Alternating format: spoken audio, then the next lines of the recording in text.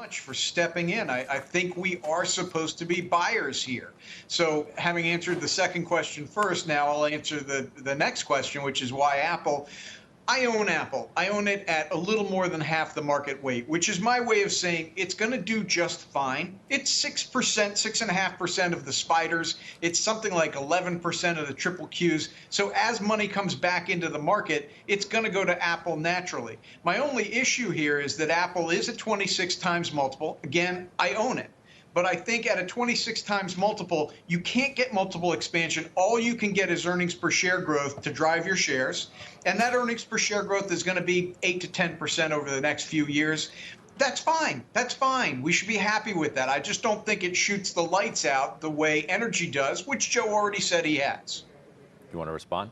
Well, listen, I agree with Jim, and I think you have to make a determination. What do I want to do here? Do I just want to sit back?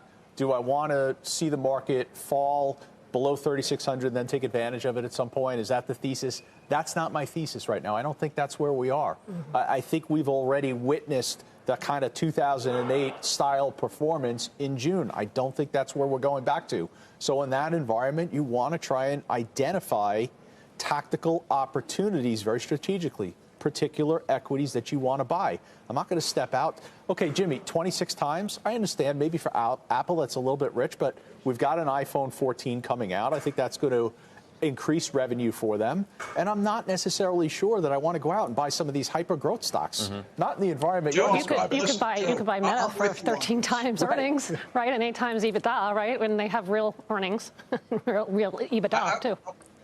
I want to give an attaboy to Joe. I mean, listen, he said the question that's on everybody's mind. He said, no, we're not going down to 3,600. I'm with him on that. Okay. I'm also with him, by the way, on not buying the hypergrowth stocks. Why? Why do it? I mean, even if you think that 10% isn't enough on Apple, then go ahead and augment it with, I'm talking about for a next year's return, augment it with a good industrial. I mean, take a stand on a Caterpillar, a Deere, or even a Boeing. Why take a stand on a hypergrowth stock that doesn't have earnings and you're not sure? Steph pointed out the Fed's going to raise rates. You know that's going to hit those hypergrowth stocks. I'm 100% with Joe. All right. What about you, Degas? Who are you with?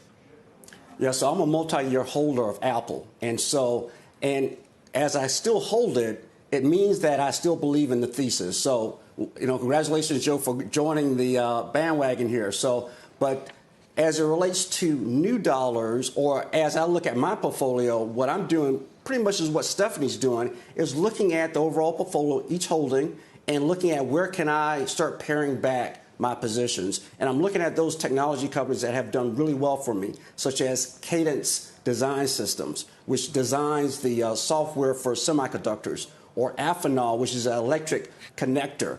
I'm looking at maybe paring back that exposure. I'm also looking at Meta. I may pare that back. So I'm looking at where can I pare back to then reinvest. And I see a lot of opportunities in REITs, because REITs are a great play inflation, because as we all know, landlords can always increase rents.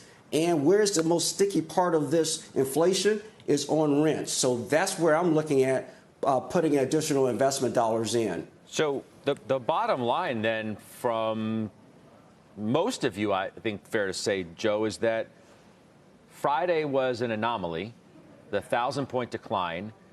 You must think it was an overreaction, not a signal of more dramatic selling to come, or you wouldn't suggest that you're buying Apple today. I think, as I said to you Friday on OT, I think the market was a little bit offsides. I think the market didn't expect such a hawkish message from the chairman. I still think we're in a process where time's the solution. This is a U-shaped recovery. I don't think we go back to 3,600 unless we're all universally right. Everyone's long oil. Do you think that everyone's long energy, right? Well, I don't know about that, but do you think the Fed can control inflation, and can they do it quickly? That's a great question. Is that a rhetorical question? Yeah, it sounded like a rhetorical question. It wasn't a rhetorical question.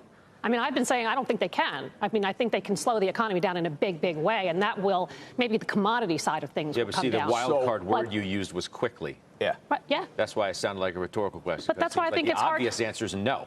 Well, I think it's very hard to be aggressive on stocks if you think the Fed is raising rates. I really do. I think that's a headwind for stocks. Yeah. So I'm not saying sell everything. No, I own everything, but I'm just saying, like. Well, you and a lot of other people think that because that seems to be the conventional thought.